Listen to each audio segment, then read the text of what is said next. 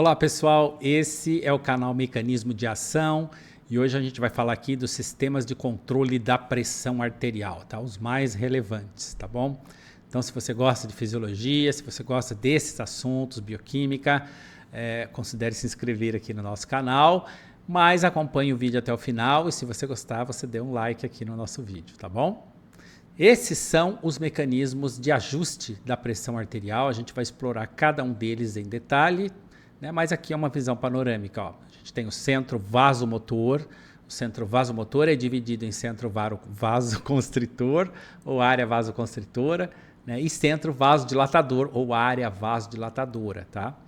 Bom, a gente tem também o óxido nítrico. O óxido nítrico é um gás que atua como controle da pressão, como controlador da pressão arterial. Tá? E ele é sintetizado, liberado pelo endotélio vascular. Temos ainda os baroceptores ou pressoceptores que se situam ali no arco da artéria aorta e também nos seios carotídeos e eles controlam a pressão arterial assim, de um momento a momento. Tá? Mas um grande controlador da pressão arterial são os rins. Então está ali o sistema renina, angiotensina, aldosterona. Esse sistema controla a pressão arterial em longo prazo e é bastante importante no ajuste da PA no organismo humano. E aqui a gente tem que entender que a pressão arterial é a força que o sangue exerce na parede das artérias, tá? Claro que as veias têm pressão também, mas é muito menor do que nas artérias, né? E aqui você vê a diferença histológica entre artérias e veias, né? Você vê que a camada elástica das artérias é muito mais espessa do que nas veias, o que significa que as artérias elas têm muito mais elasticidade do que as veias. Tá bom? Outra diferença é que as veias apresentam válvulas e as artérias não. Então o sangue flui de maneira assim bastante uniforme. Então o sangue flui na luz de uma artéria de modo diferente daquele que flui na luz de uma veia. Tá? Nas artérias o sangue flui dessa forma. Quando o coração entra em sístole, o sangue faz isso. Ó. Tum, sístole cardíaca. Já nas veias, as veias apresentam válvulas. Então, quando o coração entra em sístole, o sangue se desloca em blocos. Uma válvula abre aqui, a outra abre aqui, e o sangue se desloca em blocos dentro de uma veia, tá? Diferente das artérias. Tá?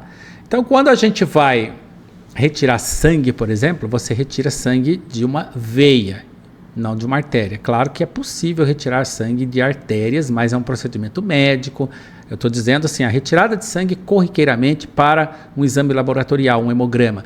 Você retira de uma veia, a pressão é muito menor e quando se punciona, quando se fura uma veia, o sangue escorre. Quando se punciona ou fura uma artéria, o sangue esguicha em decorrência da pressão arterial. Fácil, né?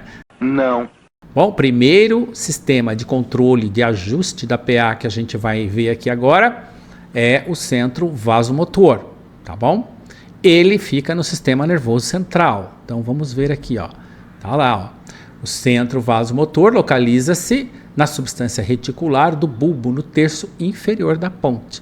E aí o centro vasomotor é dividido em centro vasoconstritor e vasodilatador. Ou então, como está escrito ali, ó, área vasoconstritora e área vasodilatadora, tanto faz. A área vasoconstritora, ela está o tempo todo estimulada e ela envia sinais pela cadeia de gânglios paravertebral do sistema nervoso autonômico simpático.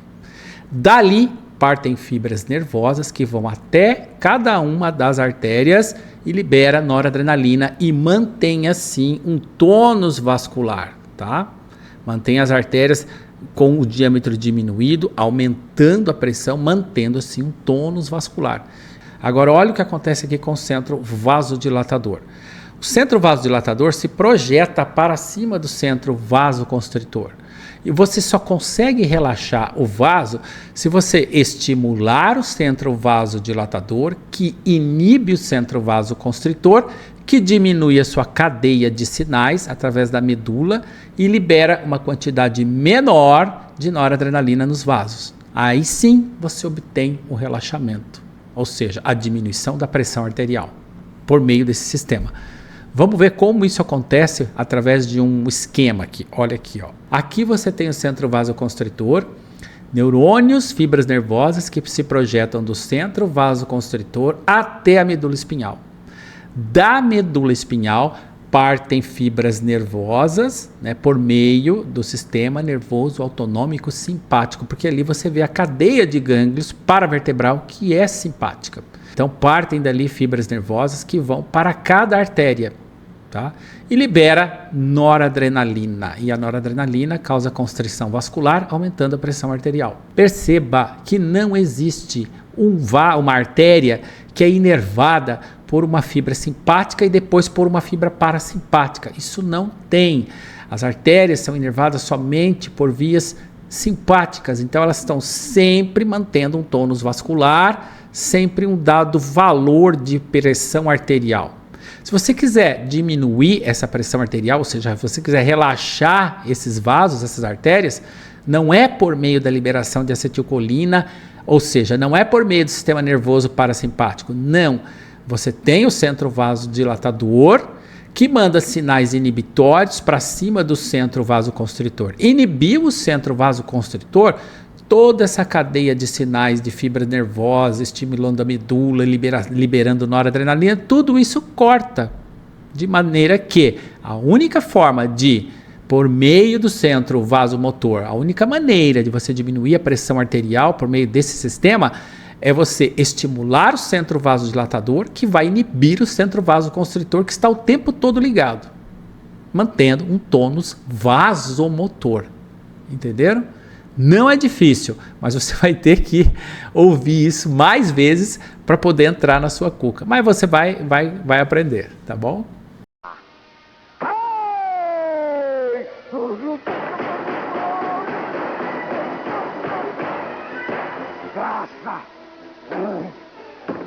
É brincadeira! É brincadeira!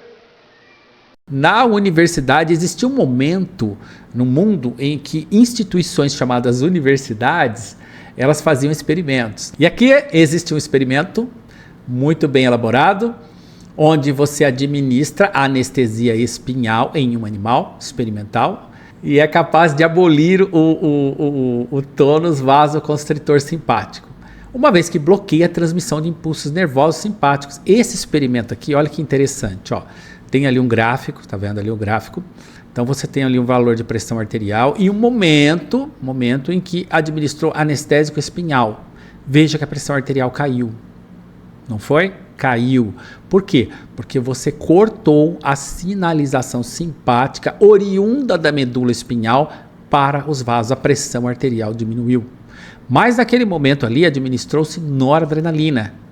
Noradrenalina restaurou a pressão arterial por um momento e depois a pressão caiu. A pergunta é, por que a pressão caiu de novo? Simples, a pressão caiu de novo porque a noradrenalina foi metabolizada. Então, eis o problema de uma anestesia espinhal. Você simplesmente anula, corta, abole o sinal simpático oriundo da medula para os vasos e a pressão arterial tem essa variação. Agora que você já entendeu o centro vasomotor, vamos partir para o óxido nítrico como modulador local da pressão arterial.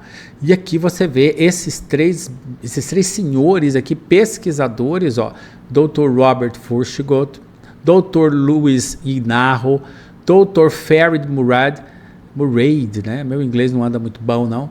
You sort of addressed it. If you speak slowly, Okay. I understand very well. Very good. Excellent. Eles ganharam o Prêmio Nobel de Medicina, que é o Prêmio de Fisiologia, em 1998, porque descobriram que o que era considerado um poluidor atmosférico, o óxido nítrico, né, cumpre uma função vasodilatadora. Bom, olha aqui, tem um artigo científico aqui, né, o óxido nítrico e o sistema vascular, uma revisão, se você quiser, você pode procurar isso e se aprofundar, né? Eu vou deixar aqui também na descrição do vídeo esse artigo aí, se você quiser, você baixa esse artigo e leia. O óxido nítrico é um modulador da pressão arterial local. E aí, a enzima que sintetiza o óxido nítrico chama-se óxido nítrico sintase. Não é sintetase, o nome dela é sintase, porque uma sintase é uma enzima que não consome ATP para exercer a sua função. Uma sintetase, sim. Temos 3 NO-sintases. A NO-sintase do tipo 1, que existe em neurônios, músculo esquelético, mácula densa, epitélio gástrico e assim por diante. Temos a NO-sintase do tipo 2, que existe nos macrófagos, e temos a NO-sintase do tipo 3, que é presente no endotélio vascular. Aqui nos interessa aqui hoje agora é a NO-sintase do tipo 3, a endotelial, tá bom? E como é que ela age? A NO-sintase do tipo 3, o substrato dessa enzima é a L-arginina, está aqui a arginina, né? E a NO-sintase usa oxigênio e também um cofator chamado tetrahidrobiopterina, o BH4, como cofator, né? Então usa o oxigênio lá, que entra ali como um reagente também. E aí sim, a NO-sintase converte a L-arginina, ou seja, ela cliva o terminal nitrogênio-guanidina da L-arginina e produz óxido nítrico. Veja que o oxigênio do óxido nítrico, ele vem dali, ó, do oxigênio molecular, né? E o nitrogênio vem da arginina. Bom, o subproduto é a L-citrulina, que sai na urina, tá? É liberada na urina. Você tem que ter em mente agora que o óxido nítrico é um gás, tá? É um gás e é um radical livre, mas ele vive tão pouco tempo, né, que ele não tem uma meia-vida capaz de agir como radical livre. Então vamos ver qual é a cadeia de sinais que o NO, que o óxido nítrico desencadeia para produzir a queda da pressão arterial. Um dos estímulos para a produção de óxido nítrico é um evento chamado shear stress. Existem estimuladores químicos? Sim, existem, mas a gente vai ver esse aqui que é o principal, ó.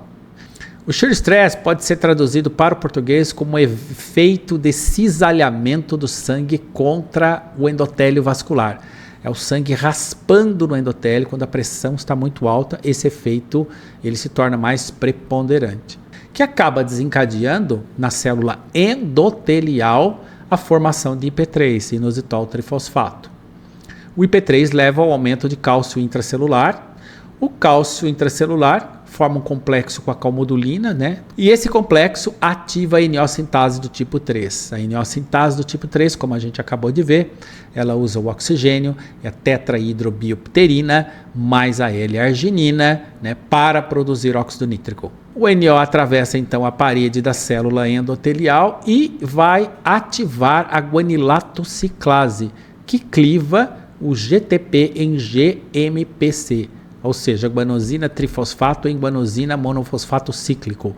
E o GMPC, ele despolariza, ele causa despolarização da célula muscular lisa. Tá? Essa despolarização da célula muscular lisa leva à vasodilatação.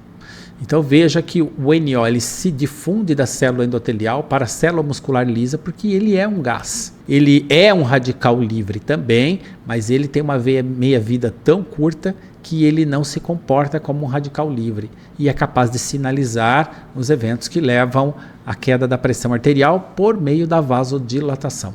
Muito bem, existem medicamentos que a gente chama de nitrovasodilatadores. Olha aqui, ó.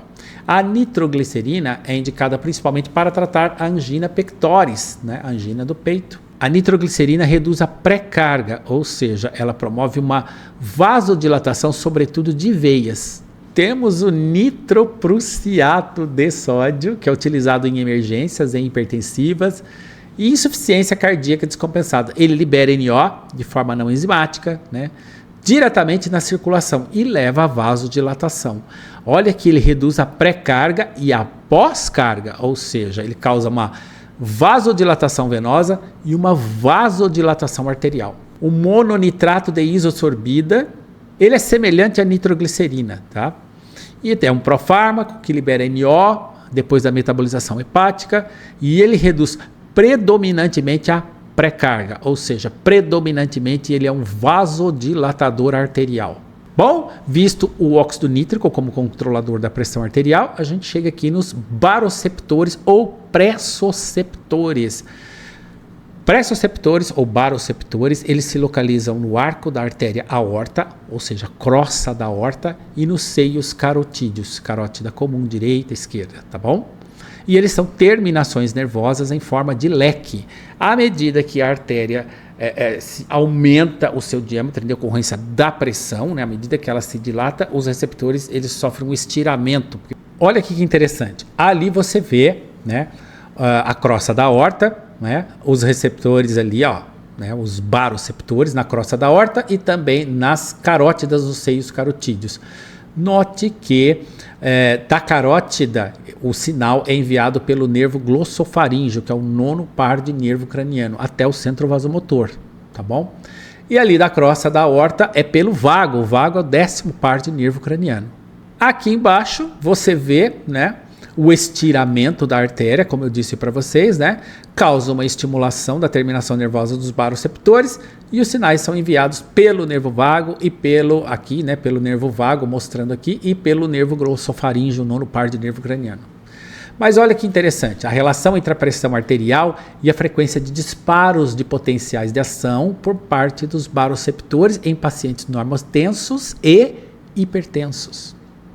Esse sistema, ele promove um ajuste da pressão arterial de momento a momento. Então, por exemplo, você andando, aí você se senta, você abaixa para pegar alguma coisa, se levanta. Ele promove esse ajuste da pressão arterial, de momento a momento. Mas aqui nesse gráfico você vê o seguinte, ó, a hipertensão crônica, ou seja, se a pressão permanece aumentada, diminui a sensibilidade dos baroreceptores, deslocando a curva sigmoide para a direita. Então você vê aqui, ó, o indivíduo normotensivo é aquela curva azul. O hipertenso, a curva foi deslocada para a direita, mostrando que diminuiu a sensibilidade desses baroreceptores ao valor de pressão arterial aumentada. Explicando melhor, tem essa figura aqui, ó, a adaptação dos baroreceptores. Como assim adaptação? Se a pressão arterial aumenta, os baroreceptores enviam sinais, potenciais de ação. Se a pressão não baixar, permanecer alta, eles simplesmente se adaptam, o que explica o deslocamento da curva sigmoide para a direita, tá? Mostrando ali, ó, da curva azul, ela se transforma em uma curva amarela. E aqui você vê os potenciais de ação enviados, né, em função do aumento da pressão arterial e depois o receptor se adaptando.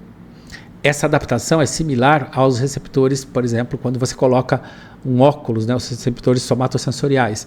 Você coloca o óculos, no momento em que você coloca, você percebe o óculos ali, mas depois você já não percebe mais que está usando óculos, relógio, brinco, tanto que tem pessoas que vai tomar banho com o óculos, né, porque os receptores se adaptaram, tá bom? A mesma coisa acontece aqui com os baroreceptores. Então eles são eficientes no controle da pressão arterial, eles controlam a pressão arterial de momento a momento, mas se a pressão permanecer alta, eles não são capazes de ajustá-la para os valores iniciais, para valores mais baixos, tá bom? Fácil, né? Que demais! Agora esse aqui é o principal controlador da pressão arterial, ele é um controlador da pressão arterial em longo prazo, os rins. O aparelho justaglomerular consiste em mácula densa e células granulares. Aqui você vê células da mácula densa, detectam o fluxo tubular distal e liberam substâncias parácrinas que afetam o diâmetro da arteríola aferente renal. E as células granulares estão ali. Esse aparelho justaglomerular, ele detecta queda da pressão arterial. Então, se a pressão arterial aqui na arteríola aferente renal diminuir, o aparelho justaglomerular libera renina. Mas antes da gente continuar, entenda o seguinte, os rins são muito bons para aumentar a pressão arterial, mas eles não são tão bons assim para reduzir a pressão arterial, tá bom? Porque a capacidade de excreção renal de sódio é limitada. Então, os rins são muito bons para aumentar a pressão, mas eles não são tão eficientes assim para diminuir a pressão. Suponha que a pressão arterial diminuiu. Se a pressão arterial diminuiu ou se houver uma oclusão na arteríola aferente renal, o aparelho justaglomerular vai perceber que a pressão arterial caiu. Nesse momento, queda da pressão arterial. O aparelho justaglomerular, que a gente viu aqui anteriormente, libera renina. Tá? Esta renina é uma enzima que vai promover a quebra, a cisão do angiotensinogênio, uma proteína produzida pelo fígado, e vai converter o angiotensinogênio em angiotensina 1. A angiotensina 1, ela circula na corrente sanguínea e quando passar pelo epitélio pulmonar, o epitélio pulmonar irá converter a angiotensina 1 em angiotensina 2 por meio de uma enzima chamada ECA, enzima conversora de angiotensina. A angiotensina 2, ela tem fortes efeitos pressóricos. Ela também estimula a zona glomerulosa das adrenais a liberar aldosterona. Veja que agora você tem o sistema renina, angiotensina, aldosterona. Esse sistema de controle da pressão arterial, ele envolve as adrenais, a zona glomerulosa da adrenal liberando aldosterona, que é um mineralocorticoide. E o que é que a aldosterona faz? Ela reabsorve sódio por parte dos rins, mas ela também absorve sódio por parte lá do intestino. O sódio que entra, ele carrega consigo água, então aumentando a volemia. Aumentando a volemia, você aumenta a pressão arterial. Mas além disso, né, a aldosterona promove vasoconstrição rápida, aumento da constrição da arteríola aferente renal, ou seja, diminui o diâmetro da arteríola aferente renal, fazendo com que os rins tenham um menor aporte de sangue, portanto, filtre um menor volume de sangue, diminuindo o volume urinário para manter a volemia e aumentar a pressão. E a aldosterona também aumenta o retorno venoso, o que aumenta a pressão arterial. Então, todos esses fatores são todos eles voltados para o aumento da PA. E aqui você vê a ECA, a enzima conversora de angiotensina.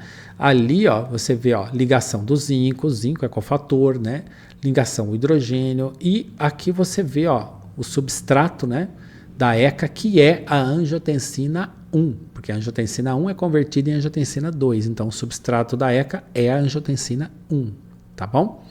Medicamentos agem nessa enzima como inibidores, é o caso do captopril, do enalapril, do pantoppril, tá? E aqui você vê a molécula, né, de angiotensina 1 e os locais, né? Na verdade é um angiotensinogênio, mas você vê os locais onde a renina cliva, né, para formar a angiotensina 1 e depois onde a ECA promove cisão para formar a angiotensina 2, tá bom? Nesses locais. Esse sistema é bastante importante, né? E ele é o alvo desses medicamentos. Bom, como eu disse, né? A ECA é alvo de medicamentos. Então, tá aqui a estrutura da ECA, né? Ali você vê o sítio ativo da ECA, né? A extremidade C-terminal da angiotensina encaixa no sítio ativo da ECA. E você vê a similaridade que existe entre o substrato, né? A angiotensina 1 e o inibidor, que é o captopril. Muito bem, qual é o procedimento para a mensuração da pressão arterial? Bom, você senta as pessoas que irão fazer a mensuração da pressão arterial devem estar sentadas com os pés no chão, as costas retas, os braços esticados na altura do coração, né? Você coloca o manguito envolvendo, né, o esfigmomanômetro no braço, deixa mais ou menos um dedo de espaço ali entre a dobra do cotovelo, né? Coloca o estetoscópio nos ouvidos, né? Existe uma orientação, você tem que saber, essa orientação do estetoscópio acompanha o conduto auditivo, tá? Posiciona a campânula do estetoscópio sobre a artéria braquial, insufla o manguito até ultrapassar 20 a 30% da pressão arterial estimada, né? Depois você vai desinflando lentamente e anota o valor da pressão arterial. Aqui a gente não vai, né, fazer a medida da pressão arterial, mas esse é o procedimento e você vai aprender no futuro. É bem fácil, não é difícil, tá? Mas precisa seguir todos esses passos para que a técnica seja bem executada e a mensuração seja precisa.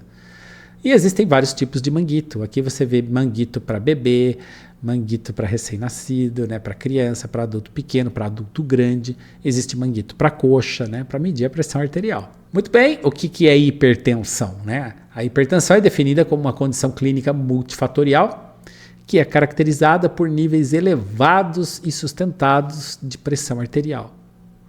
Então, de acordo com as diretrizes da Sociedade Brasileira de Cardiologia, a hipertensão arterial é diagnosticada quando a pressão arterial sistólica é igual ou superior a 140 milímetros de mercúrio ou a pressão arterial diastólica, né, é igual ou superior a 90 milímetros de mercúrio em medições que você realizou no consultório, né, ou no ambulatório, tá? Dentro das condições padrão para a mensuração da pressão arterial. Tá? A Sociedade Brasileira de Cardiologia, ela às vezes revisa uma diretriz ou outra, mas é interessante acompanhar para ficar atualizado. Tá? Bom, e quais são os fatores que aumentam, que afetam a pressão arterial? Né? Medicamentos como aspirina, o aumento do hematócrito, o doping fisiológico, né? Ou seja, você sai daqui, vai para as altitudes, lá para La Paz, da Bolívia, fica lá 30 dias, né? E isso pode aumentar a sua pressão arterial, porque aumenta o hematócrito. A desidratação pode causar aumento da PA, mas o que realmente aumenta a pressão arterial aqui das pessoas são as dietas hiperlipídicas, certo? Olha lá, ó. Você come churrasco direto. Agora acho que vai ter pouco hipertenso, né? Porque a gente está comendo pouco churrasco, né? O pessoal está optando mais por coisas mais assim frugais, como pé de frango, por exemplo. Então você vai ver que não vai ter muito problema de pressão, não, né? Bom, quais são os fatores de risco para a hipertensão? Fatores genéticos, familiares hipertensos, né? Se toda a sua família é hipertensa, você está na fila, né? A próxima senha é a sua. Idade acima de 55 anos, ou seja, você vai ficando velho, a coisa vai piorando, né? Doença renal, obesidade, sedentarismo, diabetes mellitus, a hipertensão arterial é mais presente nas pessoas da raça negra, mas isso é estatística, né? Mas é mais presente. O hipertireoidismo aumenta a pressão arterial, o hormônio tireoidiano aumenta. Fumar não é uma boa, inclusive se você fuma pendrive também não é uma boa, tá? Dietas hiperlipídicas, como eu acabei de falar. De tudo que tem aqui, existem os fatores de risco modificáveis e não modificáveis. Por exemplo, a etnia, você não vai poder mudar, né, a sua raça. Genética, você não pode mudar a sua genética, mas tem coisa que você pode mudar. Você pode ficar menos sedentário, você pode perder peso, você pode comer melhor, você pode parar de fumar, são os fatores de risco modificáveis. Então, se você mexer bem nesses fatores de risco modificáveis, você compensa os outros que são não modificáveis. Bom, complicações. Se você não cuidar da pressão arterial, pode ter complicações. Doença arterial coronariana, acidente vascular cerebral. Então isso aqui, a desgraça sempre vem em penca, né? Ataque cardíaco, doença arterial periférica, danos oculares e aí por aí vai. A hipertensão afeta 1,8 bilhão de habitantes adultos entre 30 e 79 anos. Desses, mais ou menos 46% nem sabem a sua condição de hipertenso. 80% não recebem tratamento adequado. Agora, olha aqui no Brasil, né? No Brasil a coisa é bem diferente, né? Bem diferente. Prevalência de hipertensão arterial entre adultos, 26,3% em 2021, segundo o Ministério da Saúde.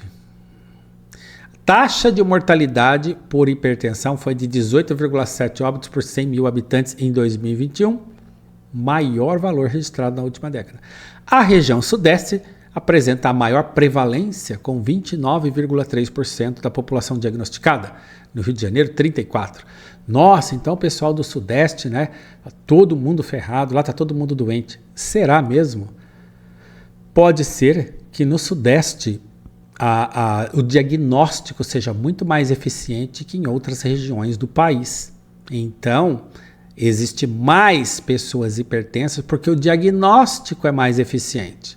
Nas outras regiões do país pode ser que tenha mais hipertenso, mas o Sistema Único de Saúde, a nossa grande maravilha, não consegue diagnosticar e quando diagnostica não consegue tratar. Pode ser isso, não é? Pode ser. Bom, aí a gente tem medicamentos que atuam no controle da pressão arterial, tá? Vamos ver alguns aqui, tá? Olha aqui, ó. Existem medicamentos que inibem a ECA, que é o caso do captopril, enalapril, pantopril, lisinopril, eles são inibidores da ECA. Inibindo a ECA, você corta a cascata de formação de aldosterona e diminui a pressão arterial. Tá? Temos os bloqueadores dos receptores de angiotensina 2, que é a losartana, valsartana, né? Eles bloqueiam os receptores de angiotensina 2, prevenindo a constrição e a retenção de sódio e água. Tá bom? Temos os bloqueadores de canais de cálcio, porque o cálcio ele entra na musculatura lisa do vaso e aí a musculatura lisa sofre contração. ou seja, o vaso se contrai. Diminuiu o diâmetro do vaso, aumenta a pressão arterial. Não é isso? É isso aí. Então aqui a gente tem o amlodipino, nifedipino, verapamil, né? Eles inibem a entrada de cálcio lá na célula muscular lisa, né? E miocárdica também, né? E por conta disso, por inibir, né, o aporte de cálcio lá no coração, isso pode causar inotropismo negativo, ou seja, diminui a força de contração do coração, tá bom? Sobretudo esses dois, ó, verapamil e diltiazem. Bom, tem os diuréticos, tem diuréticos tiazídicos, hidroclorotiazida, diurético de alça como a furosemida, diuréticos poupadores de potássio. Qual é a ideia aqui? A ideia é que se você diminui a volemia, ou seja, joga a água fora, né, diminuindo a volemia, diminui a pressão.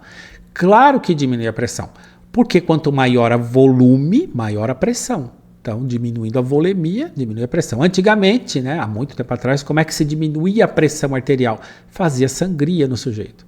Claro que é perigoso, que o sujeito desenvolvia anemia e tal, mas a pressão diminuía. Hoje, o pessoal usa diurético, né? E aí faz o sujeito fazer bastante xixi e a pressão vai diminuir porque diminui a volemia, elimina água do sistema vascular. Temos os beta-bloqueadores, aí tem atenolol, metoprolol, propanolol. Eles são bloqueadores de receptores beta-adrenérgicos, eles vão causar uma bradicardia e também inotropismo negativo, porque o coração tem receptor beta, né? Beta-adrenérgico, tá bom?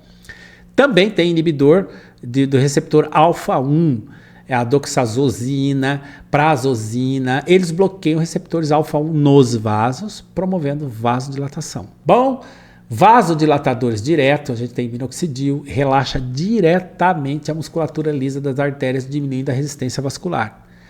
Temos os agonistas centrais, ó, metildopa, por exemplo, clonidina, estimulam receptores alfa-adrenérgicos, alfa-2, né, no sistema nervoso, lá em cima, diminuindo o tônus simpático e a liberação de norepinefrina, que é a mesma coisa que noradrenalina. Agora, inibidores diretos da renina.